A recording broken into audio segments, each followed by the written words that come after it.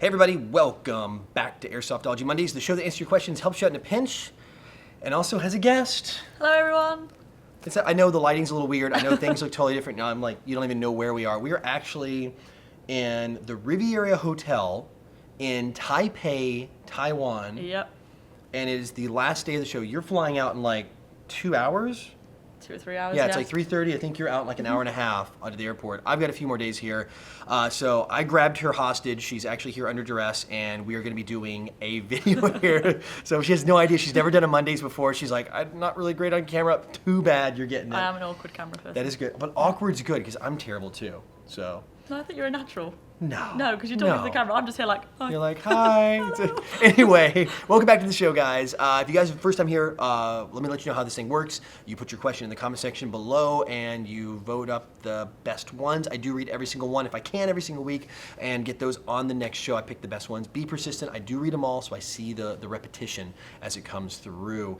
So, with you, if you guys don't know, let me tell you real quick. Kelly is Femme Fatale Airsoft. Yep. She's a UK or England Airsoft player. I never understood the UK, England, British Isles thing. Okay, so there's the United Kingdom is all of it. Great Britain is the body of it without Northern Ireland, and then you've got England, which is the bulk. Wales, which is on the side, and then Scotland, which is at the top. That's where I screwed up on that. So now I know. Now I'm schooled. Now now you I'm guys in. know. Also, by the way, if you notice, we look a little rough, especially me. We got caught in a rainstorm going to try like this famous braised pork noodle or braised pork rice. Today, we got absolutely soaked. I mean, it came down sideways. So don't mind our appearance. It's terrible. I threw like a shirt on to try to somewhat look good. Anyway, you guys don't care. We're going to get into what you're really here for. That's your questions in the Tipman Mail Call. Montgomery McChargu, if you pronounce that right, writes, Hey John, should I be worried about motor heat coming through my grip as I find myself playing more aggressively lately and I don't want to burn out my motor? So actually that's pretty common when you're doing a lot of shooting. I find motor heat, I think it's kind of equal. I mean, I don't know if I feel it more on semi-auto shooting. A lot of semi-auto shooting for me heats up my motor. Yeah. Have you ever had it like where it almost like feels like it's going to burn your hand? I always wear gloves. Yeah. So I don't have that, but when, we were playing the G&G yesterday, everyone's shooting on semi. After a few hours of use, the motors are dead hot. Yep. It's like, oh. I've had some where I can feel it through my gloves too, which is crazy. Yeah. It is very normal. I mean, it's electricity going in and causing that thing to turn, and electricity turns into basically it turns into heat when it does something. So that's gonna be totally normal.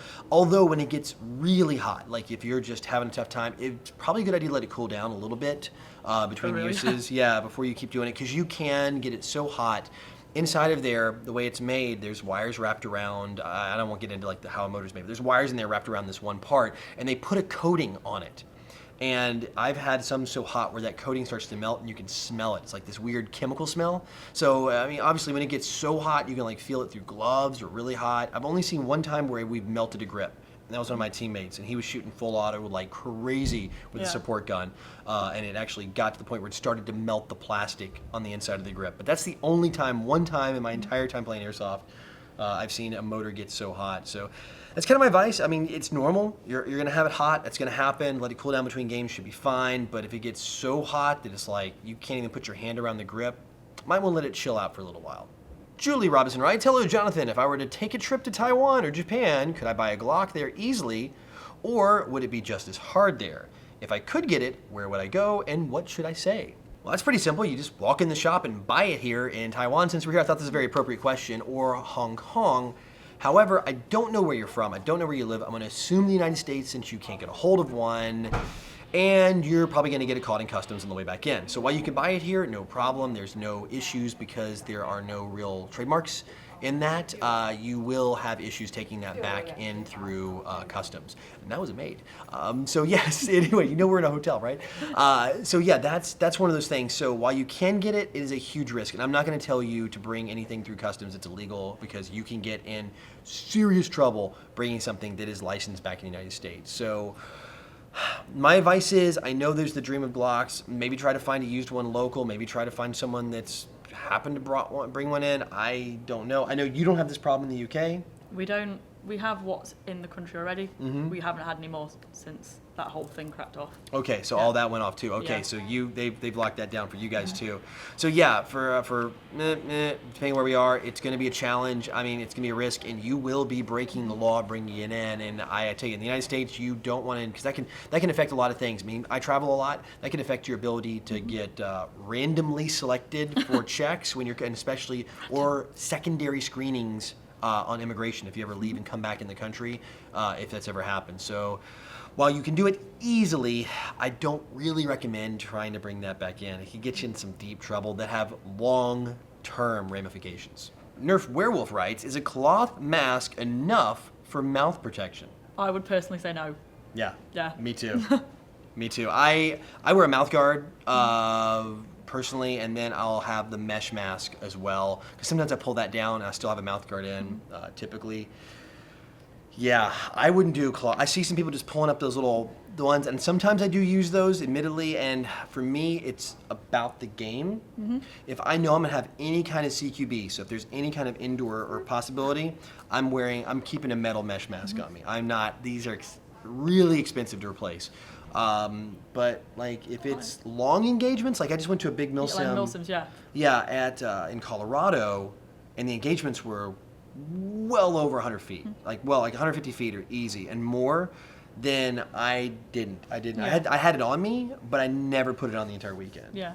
When I run CQB, I wear it's a mesh mask here, so it protects all like the vital parts, and then it's like a padded cloth here. Yep, those are really popular now. Yeah, they give you a better cheek weld and they're not as uncomfortable on the sides of your face. But if it's a milsim, I'll keep my mesh mask in my back pocket and normally just keep a shemag over my face because I know I'm not going to be kicking doors in, anything like that. Right.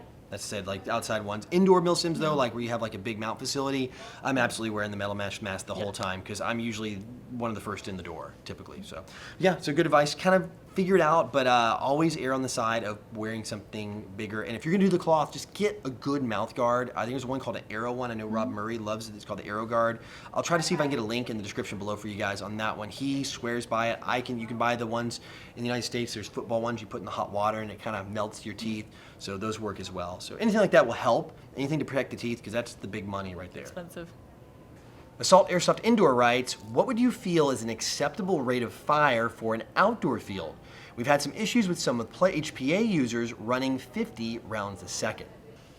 50 is, I'm gonna say right now. I'd say it's a lot. Yeah, I'm with you, like way over. And it's not just the HPA users. I want to say this, it's not HPA because prior to HPA becoming popular, people were doing the dual sector gear. They were doing for dual sector gears, which means every time you pull the trigger, well, not necessarily, it has twice the pullback, so it's shorter, so you can get twice the rate of fire for every turn of the gear, every 360-degree turn. It's actually moving that piston twice.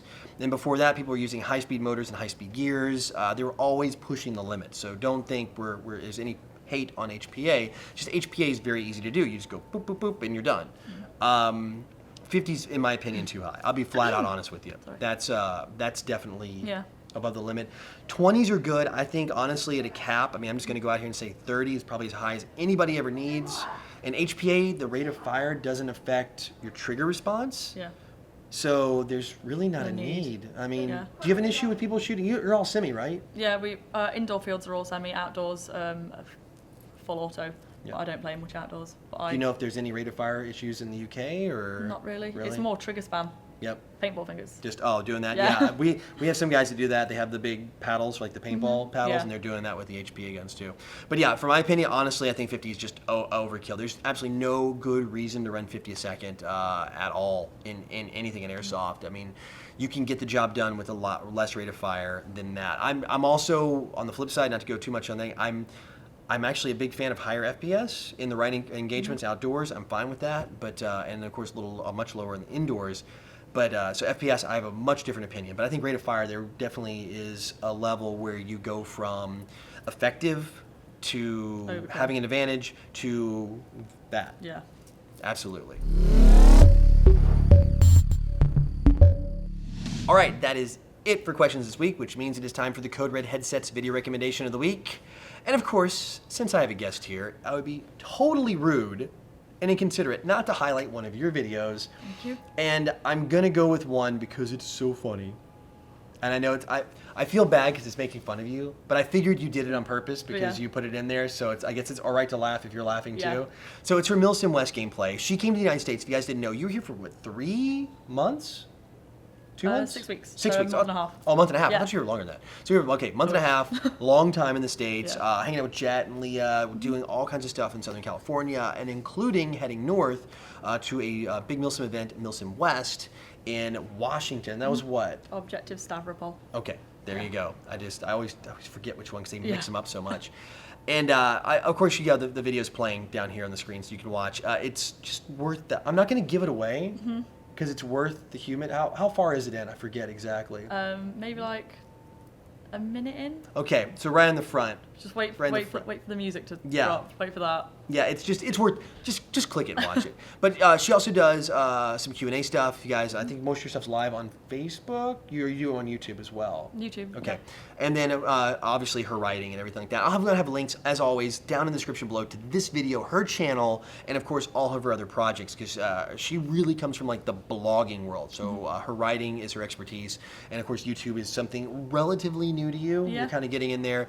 So her subs on her channel are really low, but obviously she's been airsofting for a very long time. And yes, before you ask, she does play often. So definitely want to check out her channel. You can see them. What, you get the mark? Yeah, you do have all of those marks. That's the truth. Look at those. All the look at the scars there too. Yeah. That's the telltale sign. So if you guys want to check it out, definitely check out her channel. Like I said, I'll have a link in the description below, so you can just mash that button, and I'll put one up here in the corner too, so you can click it and head right on over. All right, well guys, that is it. We're done. That's the end of the show. The first of 2. I'll be doing a second video next week here from Taipei before I leave again, but I'm glad I got you on. I'm glad I was able to kidnap you and get you on here. And I very much enjoyed our day of rice bowls and rainstorms. yeah. And thunder. Like that was the first time you've been in like a lightning storm. Yeah, like we have a lightning in the UK obviously, but we don't have storms that are that.